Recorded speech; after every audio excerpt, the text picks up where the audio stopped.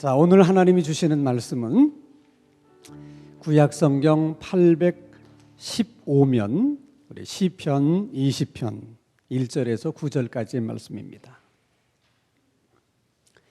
구약성경 815페이지 시편 20편 1절에서 9절까지를 제가 한 절, 여러분이 한 절 교독합니다.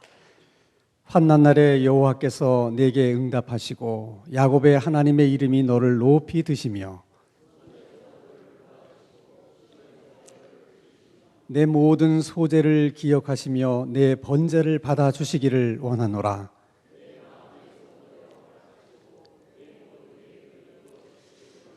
우리가 너의 승리로 말미암아 계가를 부르며 우리 하나님의 이름으로 우리의 깃발을 세우리니 여호와께서 내 모든 기도를 이루어 주시기를 원하노라.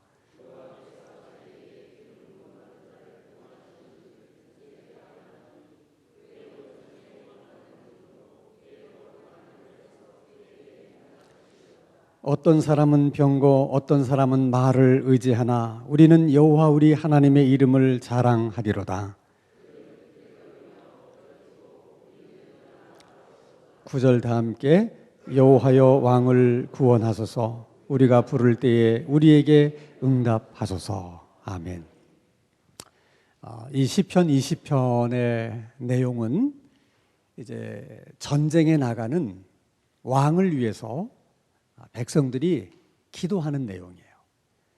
그러니까 옛날에는 이제 전쟁을 하러 나가게 되면 반드시 출정식이라고 하는 것을 합니다. 그 출정식의 의미는 이제 싸움터로 나가기 전에 왕 앞에서 군인들이 딱 도열에 섭니다. 그리고 저희들이 왕명을 받아서 저희들이 전쟁터에 나갑니다. 저희들이 나가서 용감히 싸워서 승리하고 돌아오겠습니다 하고 왕에게 신고를 하는 거예요. 자, 그러면 여러분, 군사들의 입장에서는, 병사들의 입장에서는 이번 전쟁에 나가서 자기가 살아서 돌아올지 아니면 전장에서 죽게 될지 모르는 일이잖아요. 이게 얼마나 마음이 불안하고 두렵겠습니까? 그런데 그 출정식을 통해서 결의를 다지는 거예요. 그리고 다시 한번 결속을 다지는 것입니다. 이것이 이제 싸우러 나가는 군사들에게는 엄청난 사기 진작에 도움을 주는 거예요. 그래서 출정식을 아주 거나하게 출정식을 하게 됩니다. 예를 들면 여러분, 임진왜란 때 최초의 의병장이었던 곽재우 장군은 싸우러 나가기 전에 짐승의 피를 물에 타서 모든 병사들에게 마시게 했어요. 그 이유는 우리가 만약에 싸우다가 두려워서 도망치는 사람이 있다면 그는 동물만도 못한 놈이다. 그러므로 우리는 동물만도 못한 그런 사람으로 살지 말고 싸우다 죽는 한이 있더라도 우리는 용감히 싸우다 죽을 것이다 하고 결의를 다지는 거예요. 그것이 출정식이었어요. 그랬더니 정말 병사들이 그렇게 짐승의 피를 나눠 마시면서 그런 생각을 하는 거예요. 그래서 정말 그들이 전장에 나가면 두려워하지 않고, 죽음을 두려워하지 않고 정말 열심히 용감하게 싸워서 정말 관병보다도 곽재우가 이끄는 의병들이 싸웠다 하면 이기는 거예요. 그렇게 모든 싸움에서 승리할 수 있었던 것이 그런 병사들의 용맹성이었어요. 곽재우만 그런 게 아니에요. 이순신 장군도 전장에 나갈 때 토끼간을 빼놓고 거북이 등짝에다가 출정하는 얘기를 다 써가지고 바다에 띄워보냈습니다. 일종의 바다의 용왕에게 신고를 하는 거예요. 저희들이 몇 날 며칠 출정을 갑니다. 용왕이시여, 바닷길을 열어주시고 풍랑을 잔잔케 하시고 우리 군사들에게 승리를 주십시오. 그런 의미로 그렇게 하는 거예요. 자, 여러분, 지금 우리들의 관점에서 생각하면 좀 미신적인 것 같고 뭐 좀 그렇잖아요. 좀 웃기는 얘기 같지만은 그 당시 사람들에게는, 특별히 그 병사들에게 있어서는 그런 행위가 엄청난 위안이 되는 거예요. 용기를 주고. 이렇게 어느 나라든 전쟁에 나가게 되면 이렇게 출정식을 나름대로 하는데, 오늘 이스라엘 백성들이 출정을 앞두고 그들이 행한 출정식은 기도회였다는 거예요. 출정식을 뭘로 했다고요? 기도. 모든 백성들이 모여서 전쟁에 나가는 왕과 모든 병사들을 위해서 기도를 했다는 거예요. 아, 멋있지 않아요? 이럴 때는 좀 얼굴 표정이 확 펴야 되는데, 아니 이순신 장군은 거북이 등짝에다가 써서 보내고 뭐 짐승의 피를 물에 타서 마시고 뭐 이랬는데, 이스라엘 백성들은 전장에 나가면서 백성들이 다 모여서 출정하는 왕과 병사들을 위해서 기도했다. 이게 멋있잖아요. 근데 20편 제일 위에 부분을 보니까 다윗의 시라 이렇게 적혀 있어요. 좀 더 정확하게 얘기하면 다윗의 기도시 이렇게 표현을 하는 게 좋겠는데, 자, 그럼 이상하잖아요. 백성들이 전쟁에 나가는 왕을 위해서 기도한 것인데 왜 다윗의 시라고 그랬을까? 백성들의 시 아니면 백성들이 왕을 위한 기도의 시 이렇게 써야 맞잖아요. 내용은 백성들이 기도한 내용인데 그걸 왜 다윗의 시라 이렇게 표현을 했을까? 그것은 다윗이 백성들에게 나를 위해서, 그리고 전장에 나가는 우리 병사들을 위해서 여러분들은 이렇게 기도해 주시기를 바랍니다 하고 기도 제목을 준 거예요. 기도 제목을. 왜냐하면 다윗은 본래 기도의 사람이기 때문에 기도의 능력에 대해서도 잘 알고 있었고, 그리고 기도를 어떻게 해야 되는지도 다윗은 잘 알고 있었어요. 왜? 늘 기도했기 때문에.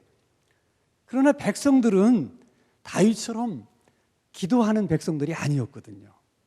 그런 백성들에게 저를 위해서 기도해 주세요. 그러면 도대체 어떻게 기도를 해야 되는 것인지, 그리고 왕을 위해서 우리가 무엇을 위해서 기도해야 될지를 알겠어요? 모르겠어요? 모르는 거예요.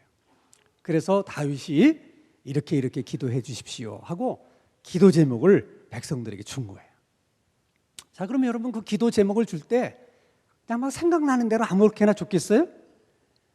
정말 백성들이 나를 위해서 어떻게 기도해 줬으면 좋겠는가를 생각하고 잘 생각해서 기도의 제목들을, 그 내용들을 적어서 백성들에게 준 거죠. 그래서 시편 20편의 말씀이 너무 귀한 말씀이에요. 여러분들 우리가 함께 읽었지만은 그 내용이 얼마나 아름다운지 몰라. 그리고 내용이 또 얼마나 깊은지 몰라요. 그러니까 다윗이 그냥 기도 제목을 준 게 아니에요. 자신에게 꼭 필요한 그런 기도의 제목들만을 적어서 백성들에게 준 겁니다. 자, 여러분 어쨌든 왕이 백성들에게 뭐를 부탁한다는 것은 절대로 쉬운 일이 아닙니다. 왜냐하면 왕과 백성의 관계는 항상 왕은 백성들에게 뭐만 하면 돼요? 명령만 하면 되는 거예요. 왕은 백성들에게 부탁하는 법이 없어요. 그냥 왕이 말하면 그것은 곧 명령이에요. 왕명이에요. 그러니까 왕이 말하면 그렇게 하는 거지, 뭐 그렇게 해 주셨으면 좋겠습니다, 그러는 왕이 없어요. 그런데 다윗 왕이 기도하는 만큼은 명령을 할 수 없잖아요. 그러니까 기도를 부탁하는 거예요. 그건 왕이 겸손하기 때문에 그렇기도 하지만 정말 기도에 대한 그 능력을, 그 기도의 효과를 다윗이 확신하지 않았다면 백성들에게 이런 부탁을 하기가 어렵죠. 그러나 다윗은 알았어요. 백성들이 자기와 전쟁에 나가는 병사들을 위해서 기도해 주면 어떻게 된다는 것을, 그 기도대로 이루어진다는 것을. 그러니까 왕이지만 백성들에게 내가 다른 부탁은 하지 않겠지만은 기도 부탁은 이것은 할 만한 것이고 또 이것은 해야 되는 것이다. 그래서 백성들에게 기도 부탁을 하는 거예요.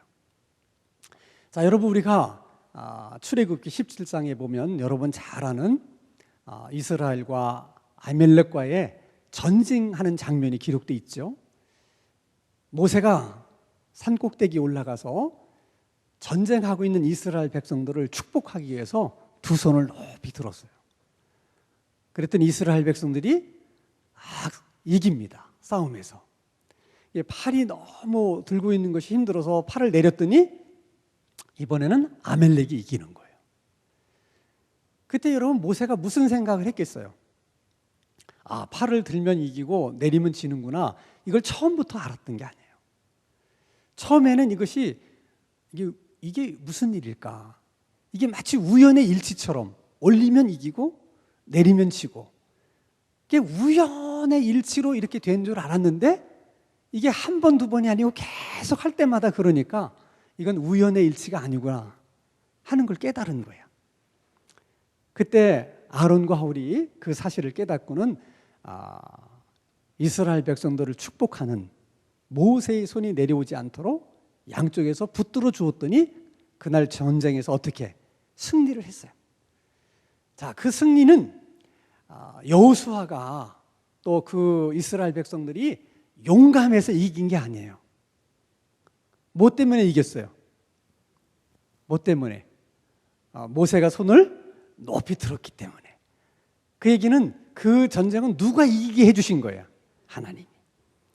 그래서 그들도 그걸 알았어요.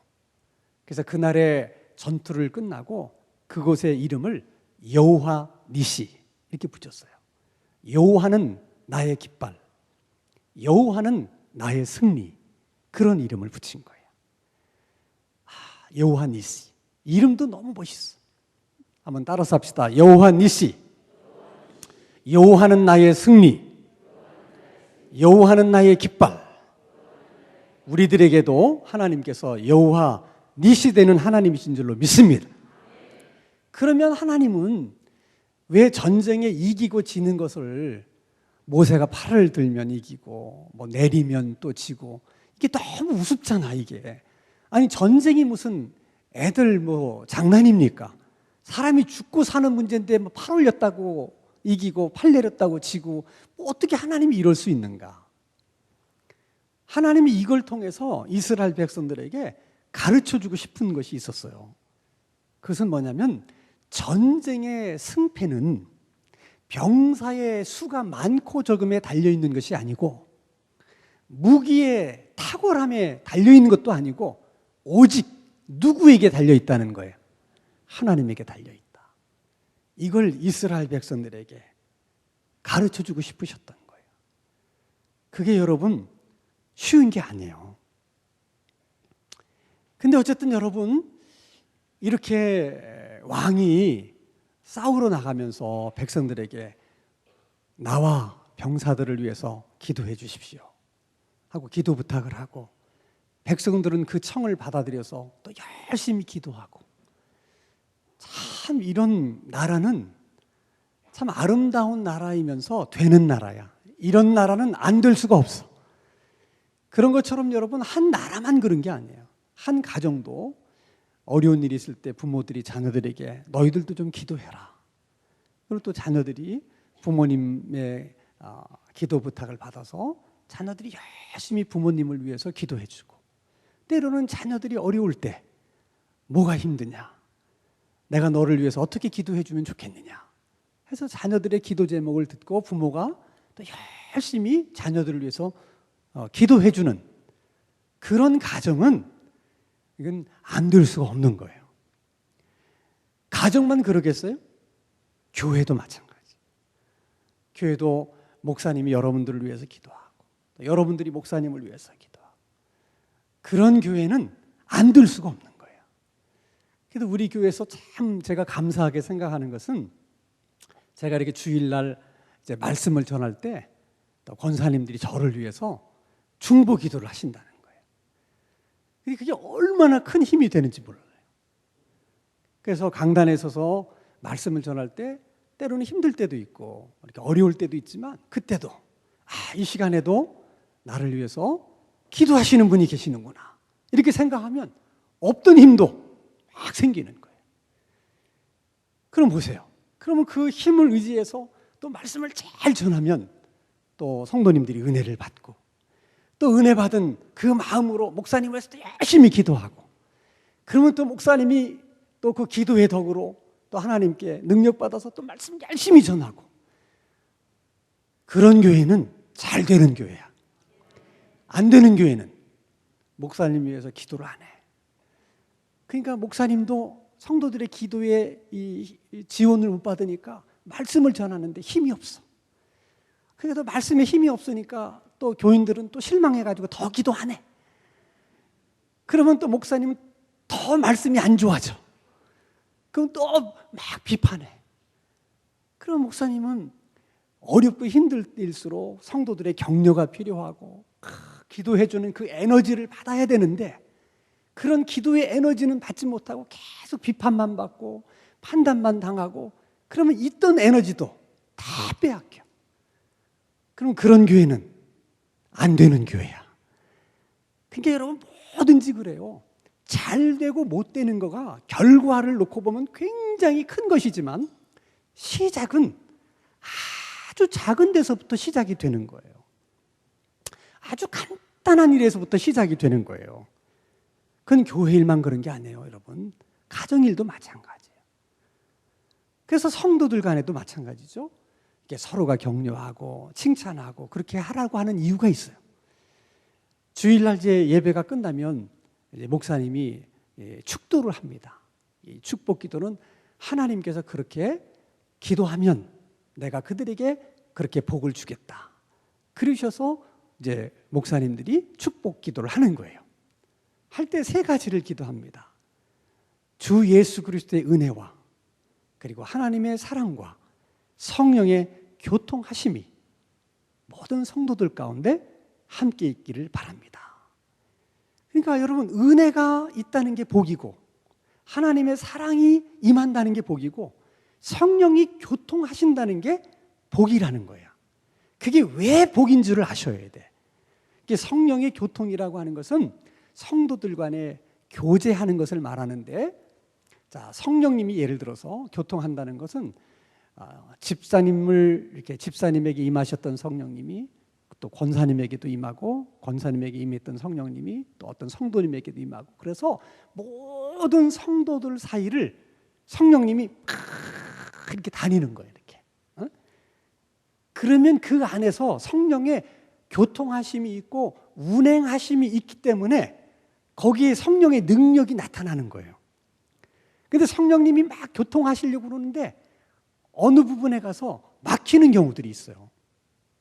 전기도 막 이렇게 흐르다가 무슨 절연체 같은 거에 딱 만나면 전기가 못 통하잖아요. 그러니까 성도들 사이에 서로 미워하는 마음을 갖고 있다든지, 서로 꿍한 마음을 갖고 있다든지, 그럼 성령이 막 교통하시려고 하다가 그 성령이 더 거기서 막히는 거예요. 막히면 성령의 교통하심이 없어요. 이 성령의 교통하심이 있게 되면 어떤 일들이 일어나느냐? 그냥 성령의 교통하심이 있으면 여러분끼리 뭐 그냥 대화해요. 뭐 이런 얘기도 하고 저런 얘기도 하고 뭐 서로를 위해서. 그런데 이상하게 그냥 뭐 성도들끼리 그냥 얘기만 한 거예요. 대화만 하는데도 거기서 내가 그렇게 고민하던 문제의 해답을 얻어. 이게 안 느껴지세요, 여러분? 꼭 여러분 여러분의 문제의 해답이 꼭 이렇게 뭐 설교 말씀을 통해서도 얻게 되고 또 여러분이 기도하는 가운데도 얻게 되지만은 성령의 교통하심이 있으면 그냥 성도들끼리 교제하는 속에서 그게 얻어지고 또 성도들하고 그냥 교제하는 가운데 문제가 해결이 되는 거야. 아멘? 이게 성령의 교통하심을 누리는 성도들의 복이에요. 그래서 하나님이 그 복을 주고 싶으셔서 매번 예배가 끝날 때마다 그렇게 복을 주라고 말씀하는 거예요, 목사님들. 그런 격이 일어나면 얼마나 좋은지 몰라. 그냥 우리가 성도들끼리 그냥 웃고 서로 칭찬하고 격려하고 그렇게 그냥 우리는 행복한 시간을 보냈는데, 그 시간에 하나님이 내 문제에 있는 곳에 가셔서 그걸 다 해결해 놓으셔. 내 숙제를 다 해결해 놓으셔. 나는 그냥 성도들하고 그렇게 교제만 했는데 나중에 보니까 문제는 어떻게 해결이 됐어. 그런 복을 받게 되기를 주님의 이름으로 축원합니다. 그런 복이 있는 거예요. 그런 복이 있어. 그게 얼마나 중요한지 몰라. 그러려고 하면 성도들의 마음이 언제나 마음이 하나로 모아져야 돼. 하나님에게, 예수님에게, 성령님에게. 그게 중요한 거예요. 여러분, 빌립보서는 사도 바울이 빌립보 교인들에게 쓴 책이잖아요. 그 빌립보서 1장에 보면 사도 바울이 이런 얘기를 해요. 여러분이 잘 아시잖아, 사도 바울을.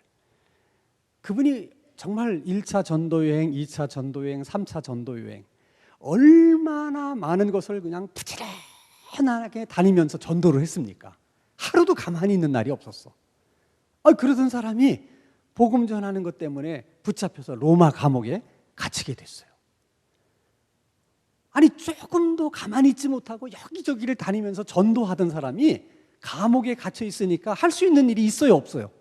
아무것도 없는 거예요. 그러니까 처음에는 얼마나 하나님 앞에 원망이 됐겠어요. 아니, 하나님, 내가 열심히 가서 복음을 전해야 되는 사람을 여기다 이렇게 가둬놓으시면 내가 어떻게 복음을 전합니까? 그런 원망이 왜 없었겠어요? 근데 감옥 안에서 시간을 보내면서 사도 바울이 깨닫게 된 게 하나 있어요. 그 뭐냐면 자기가 감옥에 갇혀서 정말 아무것도 할 수 없다고 생각했는데 그게 아니에요. 내가 갇혀 있는 것으로 인해서 복음이 내가 전도할 때보다 더 많이 전도된다는 사실을 깨달은 거야. 시위대 안에서, 그 감옥 안에서 자기를 지키는 황제의 친위대들에게 전도를 하게 됐어요. 이거는 사도 바울이 한 번도 생각해 보지 못한 거거든. 근데 그들이 전도를 받아서 예수를 믿는 거라. 그리고 또 한 가지는 빌립보 교회 교인들 가운데 사도 바울이 잡혀가니까 이런 생각들을 한 거예요. 야, 이제 어떡하냐. 우리 선생님 사도 바울이 전도를 저렇게 열심히 하다가 저렇게 감옥에 갇혀 있는데 우리라도 좀 열심히 해야 되지 않겠냐. 이래서 전도에 아무런 관심도 없고 평소에 전도를 한 번도 안 하던 사람이 사도 바울이 감옥에 갇혀 있는 것 때문에 분발해가지고 우리라도 사도 바울을 대신해서 전도해야 됩니다. 그래서 이분들이 나가서 전도를 하는 거예요. 또 어떤 사람들은 사도 바울을 시기하는 마음을 가지고 전도하는 사람도 있었어요. 사도 바울이 열심히 전도하는 것을 보면서 속에 좀 꽁했던 사람이 있었던 거야. 그러다가 감옥에 갇히니까 얼씨구나 좋다. 이제 우리가 사도 바울보다 더 열심히 전도해서 전도왕의 타이틀을 우리가 뺏어오자. 이래가지고 그러면 사도 바울이 감옥에서 엄청 배 아파할 것이다. 우리가 사도 바울의 배 아파를 하는 꼴을 봐야 된다. 이래서 열심히 전도를 하는 거예요. 그 얘기를 감옥 안에서 사도 바울이 들었어요. 그러면서 하는 말이 어떤 동기로 전도를 하든 증거되는 것은 예수 그리스도시니 그저 감사할 뿐이다. 이게 여러분 귀한 마음이야. 그게 귀한 마음이에요. 여러분 감옥 안에 갇혀서 그런 얘기를 들을 때 얼마나 열받을 수 있겠어요. 이놈들 내가 나가기만 해봐라. 그러지 않았어요. 여러분 그런 마음이 필요해요. 우리가 여러분 교회 안에서도 보세요. 다 주님의 일이고 교회의 일이고 주님이 기뻐하신 일임에도 불구하고 내가 그 일을 하면 신나고 내가 그 일에 참여하면 그것은 의미 있는 일이고 내가 안 하면 내가 끼지 못하면 관심도 없어. 되든 안 되든 잘 되는 게 싫어. 이런 마음은 주님이 주시는 마음이 아니야. 내가 안 하면 어때? 누가 해서라도 그래서 교회에 더 유익이 되고 그래서 더 하나님께 영광이 되면 마치 내가 한 일인 것처럼 내가 함께 기뻐할 수 있는 마음, 그런 마음이 주님이 주신 마음이야. 그런 마음들을 우리가 다 가질 때 성령의 교통하심이 있는 줄로 믿습니다. 넓게 생각하시면 돼. 항상 여러분 인생은 생각보다 짧아요. 우리가 지지고 볶고 싸워도 금방 갑니다, 세월이. 그러니까 좀 여유 있게 생각하세요. 여유 있게. 주님만 높임을 받으신다면, 교회만 그렇게 해서 더 잘 될 수만 있다면 오케이. 그런 마음이 필요하다. 자, 그럼 여러분 오늘 이제 본문 말씀을 하나씩 한번 생각해 보겠어요. 1절 말씀을 한번 봅니다. 같이 한번 읽겠습니다. 시작. 환난 날에 여호와께서 내게 응답하시고 야곱의 하나님의 이름이 너를 높이 드시며. 자, 환난 날에 하나님이 응답하신다 하는 그 말 속에는 시편 50편 15절에 환난 날에 나를 부르라. 내가 너를 건지리니 내가 나를 영화롭게 하리라. 응답이라고 하는 것은 항상 뭐를 전제로 해요? 기도를 전제로 하는 거야. 그러니까 환난의 날에는 낙심하거나 절망하지 말고 뭐 하자? 기도하자. 환난 날에 기도하면, 환난 날에 기도하는 저희들의 기도에 하나님이 어떻게 하신다? 응답하신다. 그러니까 여러분 특별히 모든 날에 기도해야 되지만 우리가 특별히 언제 기도해야 된다고? 환난의 날에. 그럼 여러분 생각에 아유 목사님 그거야 당연하죠. 아니 뭐 어려운 일이 있으면 그거 기도해야 되는 거 아닙니까? 그렇지 않아요. 그게 여러분 당연한 얘기 같으면 왜 하나님께서 환난 날에 나를 부르라, 환난의 날에 나에게 기도하라, 왜 하나님이 그러셨겠어요?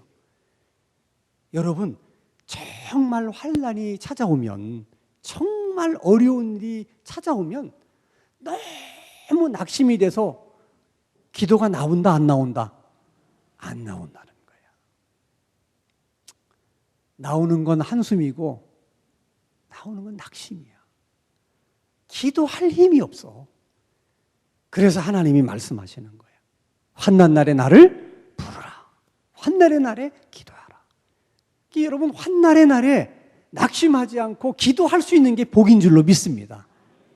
그럼 응답하시는 거예요. 자, 그럼 환난의 날에 우리가 기도해야 되는데 누구에게 기도해? 하나님께. 어떤 하나님께 기도합니까? 야곱의 하나님께. 요게 또 우리가 물론 하나님께 기도하는데 다윗이 뭐라고 백성들에게 얘기하냐면 야곱의 하나님께 기도하도록. 왜 그랬을까?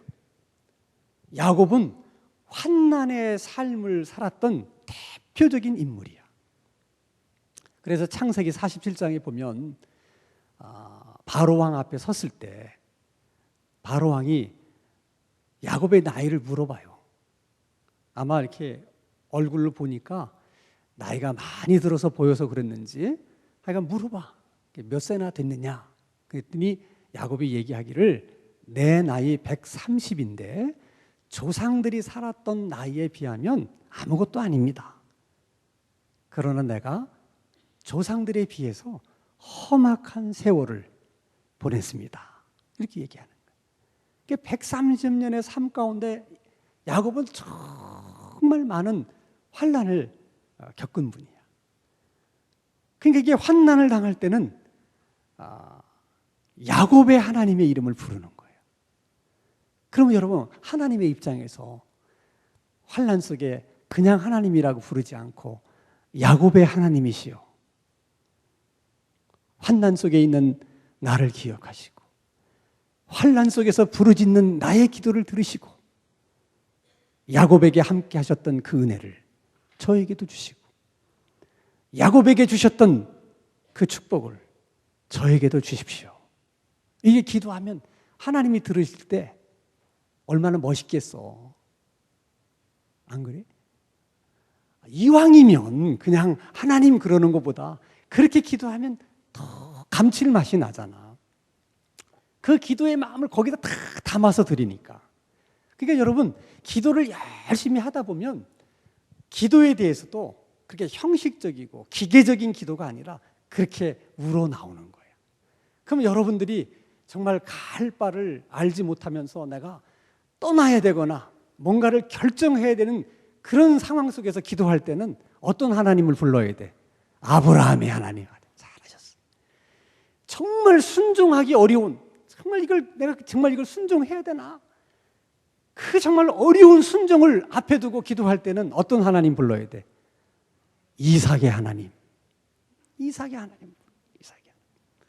그렇게 이렇게 여러분 똑같은 일이지만 어떤 때는 야곱의 하나님이라고 부르고 어떤 때는 이삭의 하나님이라, 어떤 때는 아브라함의 하나님.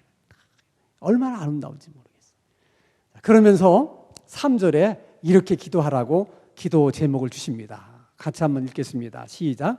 내 모든 소재를 기억하시며 내 번제를 받아주시기를 원하노라.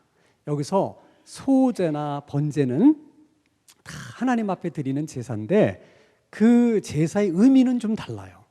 소제라고 하는 제사는 그 의미가 감사예요. 그러니까 감사의 예배야. 번제는 그 의미가 헌신이에요. 헌신의 제사입니다. 같은 제사지만 그 의미가 다 다른 거지. 그런데 특별히 다윗이 기도 부탁을 하면서 내가 하나님 앞에 소제로 드리는 제사도 하나님이 받아주시고 번제로 드리는 나의 제사도 받아주시기를 기도해달라. 왜 그랬을까?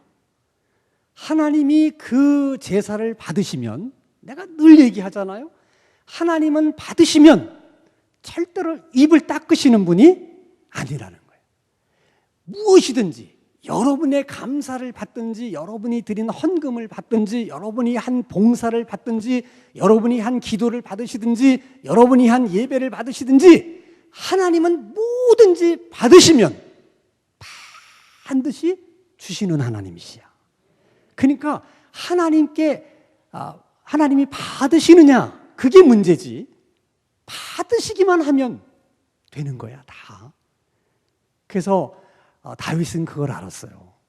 하나님께서 나의 소제를 받으시고 번제를 받으시면 어떻게 하신다는 것을 다윗은 경험을 통해서 안 거야. 그래서 4절에 이렇게 얘기합니다. 같이 읽습니다. 시작. 내 마음의 소원대로 허락하시고 내 모든 계획을 이루어 주시기를 원하노라. 그러니까 받으시면 하나님이 내 소원도 내 계획도 어떻게 주신다고? 다 이루어 주신다는 걸 아는 거예요. 그렇게 기도해 달라는 거예요. 그래서 여러분 기도하는 기도자에게도 예배는 항상 중요한 거예요. 예배는.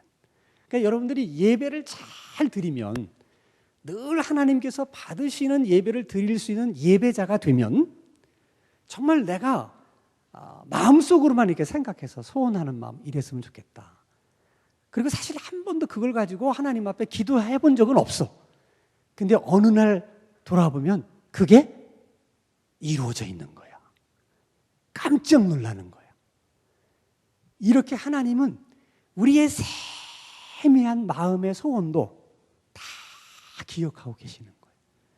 너무 세밀하신 하나님이세요. 그냥 내가 이렇게 지나가듯 마음에 품은 소원이었는데도 그거를 어떻게 하신다? 다 들어주시는 거예요. 그래서 하나님 앞에 바른 예배자가 된다는 게 그렇게 중요한 거야. 시편 20편에서 최고의 별미는 5절의 말씀이야. 5절 같이 읽습니다. 시작. 우리가 너의 승리로 말미암아 개가를 부르며 우리 하나님의 이름으로 우리의 깃발을 세우리니 여호와께서 내 모든 기도를 이루어 주시기를 원하노라. 이것을 조금 풀어서 설명하면 하나님께서 왕이 기도하는 기도를 다 들으셔서 그래서 결국 승리를 주심으로 인해서 우리가 왕의 승리로 말미암아 승리의 노래를 부르며 승리의 깃발을 흔들 수 있게 해 주십시오 라는 기도인데, 지금 전쟁하러 나가기 위해서 출정식에서 하는 기도잖아요. 그러면 지금 승리를 했어 안 했어? 안 했어요. 그건 미래에 있을 일인데, 그런데 미래에 있을 일이 너무나 분명하기 때문에 마치 그것을 이미 이루어진 것처럼 그렇게 기도하고 있다는 거예요. 이것을 우리나라 문법에는 없지만은 예언적 완료형이라고 그래. 그러니까 앞으로 되어질 일을 예언하는데 그렇게 했으면 좋겠다, 그렇게 되었으면 좋겠다, 그렇게 표현하는 것이 아니라 된 것처럼 얘기를 하는 거야. 그래서 예수님도 뭐라고 그러냐면 믿고 구하는 것은 받은 줄로 어떻게 믿으라. 그래서 여러분 믿음이 필요한 거야. 그러니까 믿음이라는 게 얼마나 중요한지 몰라요. 여러분 이제 카메라를 좋아하시는 분들은 우리는 다 뭐 핸드폰 같은 걸로만 가지고 하지만 전문가는 렌즈가 여러 가지야. 근데 그 렌즈 가운데 망원 렌즈가 있어. 길어요. 작품 사진을 찍는 사람은 이 망원 렌즈를 끼는데 그 망원 렌즈를 가지면 저 30m 있는 사람도 렌즈를 쫙 끌어당기면 바로 앞에 있는 사람처럼 보여. 그래서 멀리 있는 것도 앞에 있는 사람처럼 찍을 수 있는 게 뭐야? 망원 렌즈야. 그런 게 있어요.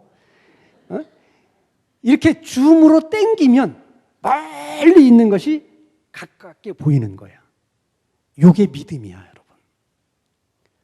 내가 지금 기도해. 아직 이루어지는 것은 1년 후에 이루어질지 3년 후에 이루어질지 몰라. 미래적인 거야. 근데 그걸 믿음으로 당기면 지금 이루어진 것처럼 느끼는 거야. 예를 들면 하나님 아파트 하나 주세요. 기도해. 응? 주세요. 기도해. 이게 뭐 언제 될지 몰라. 근데 믿음으로 기도해서 믿음의 응답이 오는 사람은 쭉 당기니까 하나님 내일 주실 것 같아. 그런 마음이 든다니까. 그게 뭐라고? 믿음이야. 그러니까 여러분 믿음으로 사는 사람은 얼마나 그 삶이 파워풀하겠어. 그러면 여러분 몇 년 후에 있을 것만 땡기는 게 아니야. 믿음이 큰 사람은 앞으로 우리가 죽으면 어디 가? 천국에 가. 마지막 날에 주님이 오시면 어떻게 해? 심판이 있어.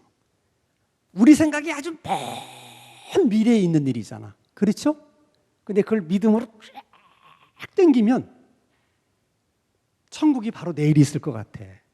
내가 내일 주님 앞에 서는 것 같아. 주님의 심판이 내일 있을 것 같아. 그게 그렇게 느껴지는 거야. 그러니까 믿음으로 미래를 땡겨서 사는 사람은 항상 그렇게 사는 거야. 마치 내일 천국이 이루어지고 심판이 이루어질 것처럼 믿음이 없는 사람은 멀리 있는 것으로 생각해. 그러니까 오늘을 그냥 아무렇게나 사는 거야. 그러나 그걸 믿음으로 땡겨가지고 오늘처럼 살면 그렇게 살 수 있겠어요? 없겠어? 없는 거야. 다 성경에 믿음으로 살았던 믿음의 영웅들은 전부 다 미래를 땡겨다가 산 사람들이야. 그러니까 하나님하고 동행할 수가 있는 거야. 아멘? 오늘 기도하러 나오신 여러분들에게는 그런 복이 있게 되기를 주님의 이름으로 축원합니다. 이렇게 믿음으로 아직 이루어지지 않은 일을 마치 이루어진 것처럼 그렇게 얘기할 수 있는 그 믿음의 근거가 뭐냐? 그게 7절, 8절이야. 7절, 8절 한번 읽어봅니다. 시작. 어떤 사람은 병거, 어떤 사람은 말을 의지하나 우리는 여호와 우리 하나님의 이름을 자랑하리로다. 그들은 비틀거리며 엎드러지고 우리는 일어나 바로 서리다.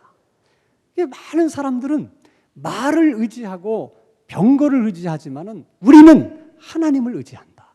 그들은 말과 병거를 자랑하지만 우리는 하나님을 자랑한다. 그게 누가 이긴다는 거야?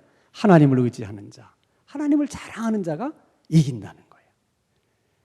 여러분, 쉬운 얘기 같지만 참 어려운 얘기예요. 그래서 여러분 신명기 17장 16절 17절 말씀을 보면 모세가 이스라엘 백성들에게 당부하는 얘기가 나와요. 이거 꼭 여러분 읽으셔야 돼. 출애굽기 한번 말씀 띄우시기 바랍니다. 자, 출애굽기 17장 16절 시작. 약 올리는 것도 아니고 다시 한번 띄워보세요. 시작. 그는 병마를 많이 두지 말 것이요 병마를 많이 얻으려고 그 백성을 애굽으로 돌아가게 하지 말 것이니. 그 다음에 시작. 이는 여호와께서 너희에게 이르시기를 너희가 이후에는 그 길로 다시 돌아가지 말 것이라 하셨습니다. 17절 시작. 그에게 아내를 많이 두어 그의 마음이 미혹되게 하지 말 것이며 자기를 위하여 은금을 많이 쌓지 말 것이니라. 이게 무슨 말이냐면 이제 이스라엘 백성들이 가나안 땅에 들어가서 이제 살게 될 때 모세가 얘기하는 거예요. 혹시 너희들이 왕을 세워야만 된다면, 꼭 너희들이 왕을 원한다면 꼭 왕은 이렇게 해야만 된다 하고 당부를 하는 거야. 만약 너희들 중에 누군가를 왕을 세운다면 그 왕은 반드시 이렇게 해야 된다 하면서 3가지를 당부해. 그것은 말과 병거를 많이 가지려고 하지 마라. 그 다음에 은금 재물을 많이 쌓아두려고 하지 마라. 그리고 아내를 많이 두려고 하지 마라. 그 3가지가 왕이 지켜야 될 일이야. 그걸 모세가 왜 당부를 하겠습니까? 병거와 말을 많이 가지면 왕이 뭘 의지해? 병거와 말을. 은금이 많으면 뭘 의지하겠어? 은금을. 왜 아내는 많이 두지 말라고 그랬느냐? 아내를 많이 둔다는 것은 여러 이방 여자들을 아내로 삼게 되면 그들로 인해서 여호와 신앙이 변질될까 봐, 여호와의 신앙을 잃어버리게 될까 봐 많은 아내를 두지 말라고 당부를 한 거예요. 자, 그럼 보세요. 말과 병거를 의지하지 말고 이스라엘의 왕이 될 사람은 하나님을 의지해야 된다. 이스라엘 왕이 될 사람은 은금을 많이 두어서 그걸 의지하지 말고 하나님을 의지해야 된다. 말과 병거는 보이는 것이고 하나님은 보이지 않는 거예요. 말과 병거는 확실해요. 하나님은 불확실해. 그러니까 사람은 뭘 의지하게 되겠어요? 확실한 거를. 그리고 눈에 보이는 것을. 당연한 거야. 그렇기 때문에 하나님을 의지하는 게 쉬운 게 아니에요. 그래서 하나님을 의지하는데 뭐가 필요하다는 거야? 믿음이 필요하다는 거예요. 믿음이 필요하다는 거예요. 그것은 여러분 우리 삶 속에서도 마찬가지예요. 그래서 하나님이 우리를 보고 부자가 되기를 위해서 기도해라 그렇게 말씀하지 않으시고 일용할 양식을 달라고 기도해라 그렇게 가르치시는 거예요. 그럼 여러분 생각해봐. 이 모든 세상을 다 하나님이 만드셨는데 예수 그리스도의 피를 값주고 산 우리들을 부자로 살게 하는 게 그게 하나님이 배 아파서 부자가 되게 해달라고 기도하지 말고 일용할 양식을 달라고 기도하라 그렇게 하시겠어요? 하나님은 없는 것에서 있는 것을 만드시는 분이야. 하나님이 마음만 먹으면 달나라의 돌들을 다 24K로 만들어가지고 여러분 마당에 하나씩 다 떨어뜨려 줄 수 있어. 그렇게 할 수 있어요, 없어요? 있는 거예요. 하나님이 뭘 못하시겠어? 이따만한 금덩어리 하나씩 여러분 마당에 탕탕 떨어지면 다 해결돼. 그게 하나님 앞에 뭐가 힘들겠어, 하나님께서. 그걸 아셔야 된다니까. 하나님이 어려워서 그런 게 아니에요. 힘들어서 그런 게 아니야. 하나님 생각은 일용할 양식에 감사하면서 일용할 양식에 자족하면서 그래서 하나님을 의지하고 감사하면서 그렇게 살아가는 것을 원하지 돈이 많아서 그걸 의지해서 교만해지고 그리고 감사하지 못하고 그렇게 사는 것보다는 하나님의 자녀들이 나는 이렇게 사는 것이 더 좋다는 거야.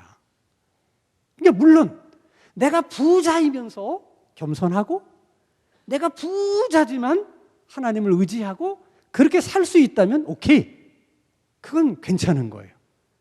근데 그렇게 되기가 쉽다 어렵다? 어려워. 왜? 사람은 눈에 보는 것을 의지하게 돼 있어요.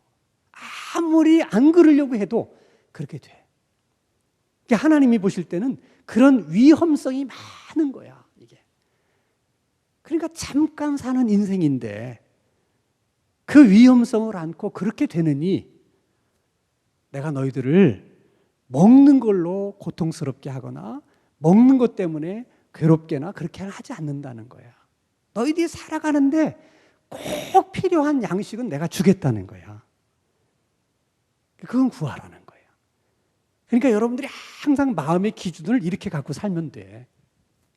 하나님, 내가 부자로 살 만한 믿음이 그릇이 되면 하나님은 나를 부하게 하셔서, 그래서 내가 그 부를 가지고 더 하나님의 이름을 높이고 또 영광을 돌리면서 그렇게 살아갈 수 있게 해주시고, 그것도 좋은 거니까. 그러나 나는 나에게 그럴 만한 믿음이 없으면 그것 때문에 시험 들어서 짧은 인생 교만하게 살다가 하나님 의지하지 않고 살다가 그렇게 하나님 앞에 가지 말고 그저 내가 살아가는데 정말 큰 불편함이 없을 정도의 일용할 양식을 주시면 내가 그냥 감사하면서 그렇게 살면서 내가 늘 주님을 찬양하고 주님의 이름을 높이고 감사하면서 그렇게 뜻있게 의미 있게 살아갈 수 있게 해주십시오. 늘 여러분들이 그렇게 기도하시면 마음이 편안해지는 거야. 그래서 뭐 믿음이 내가 할 만한 믿음이 있으면 하나님이 사업이나 뭔 걸 축복해 주실 것이고, 그럼 감사하지 그것도. 그러나 내 믿음이 그런 믿음이 안 되면 또 하나님이 이렇게 살 수 있도록 해주시고, 그러니까 이렇게 되든 저렇게 되든 우리는 아무 상관이 없어. 그러니까 꼭 나는 부자가 돼야 된다. 나는 어떤 일이 있어도 부자로 살아야 된다. 그런 마음을 어떻게 하라고? 다 내려놓으라는 거예요. 이럴 때는 아멘이 나와야 되는데 아멘을 안 하셔. 우리가 아직도 거기에 너무 매여 있는 거라니까. 그리고 항상 여러분들이 기억하셔야 될 게 뭐냐면 행복이나 불행은 절대로 소유에 많고 큰 게 있는 게 아니야. 주님이 말씀하시는 하나님이 너희의 승리는 말과 병거가 많은 것에 있는 것이 아니고 병사의 숫자에 많은 것이 있는 것이 아니다. 하나님을 의지하는 것에 있는 것이다. 똑같은 거야. 너희의 행복이 소유에 많은 데 있는 것이 아니라 하나님을 사랑하고 하나님을 의지하는 데 있는 거라는 거야. 그러면 결국은 우리가 많은 소유를 갖고 싶어 하는 것도 소유를 많이 가지면 그래서 우리가 행복해질 것 같은 생각 때문에 그렇잖아. 근데 만약에 여러분들이 많은 소유를 가지면 오히려 불행해진다. 그럼 가지겠어, 안 가지겠어? 안 가지지. 그렇잖아요. 그러니까 여러분 두려워하지 말라는 거야. 절대로 내가 그게 그래서만 행복해지는 게 아니야. 일용할 양식을 가지고도 우리는 행복할 수 있다, 없다? 있다는 거야. 왜? 하나님이 우리를 행복하게 해 주시기 때문에. 그러면 되는 거야. 남이 볼 때는, 세상의 사람들이 믿음이 없는 사람의 눈으로 볼 때는 뭐 소유가 작기 때문에 불행한 것처럼 보일지 모르지만, 그러나 정작 우리는 그렇다 안 그렇다 안 그렇다는 거예요. 우리 안에는 자유함이 있고 기쁨이 있고 행복할 수 있다는 거예요. 항상. 그래서 너무 물질에 대한 두려움을 갖지 말고 하나님이 말씀하신 것처럼 일용할 양식을 구하라는 거예요. 자, 오늘 본문이 전쟁에 나가는 왕과 병사들을 위해서 기도하는 내용이에요. 출정식에서 기도하는 내용이야. 자, 우리의 모든 삶을 영적인 싸움이라고 생각하면 우리가 이 밤에 모여서 기도하는 것도 뭐야? 출정식이야. 지난 주일날 이후에 3일을 우리가 세상에 나가서 싸우다가 다시 본진으로 돌아와서 다시 전력을 다시 한번 재정비하고 다시 세상에 싸우러 나가기 위해서 다시 한번 우리가 결의를 다지고 출정식을 하는 거예요. 하나님 주신 말씀 그대로 하나님만 의지하게 하옵소서. 그리고 우리가 세상에 나가서 여호와 니시 되시는 하나님, 그 승리의 깃발을 내 직장에도 꼽게 하시고 내 사업체에도 꼽게 하시고 내 가정에도 꼽게 하시고 내가 만나는 삶의 모든 영역에서 여호와 니시 깃발을 꼽고 승리하고 주일날 돌아오게 하옵소서. 이 밤에도 여러분이 그렇게 기도하시고 세상에 나가셔서 3일간 하나님의 은혜로 다 모든 싸움에서 이기고 주일날 여호와의 니시의 깃발을 흔들고 주님 앞으로 나올 수 있는 우리 모두가 될 수 있기를 주님의 이름으로 축원합니다.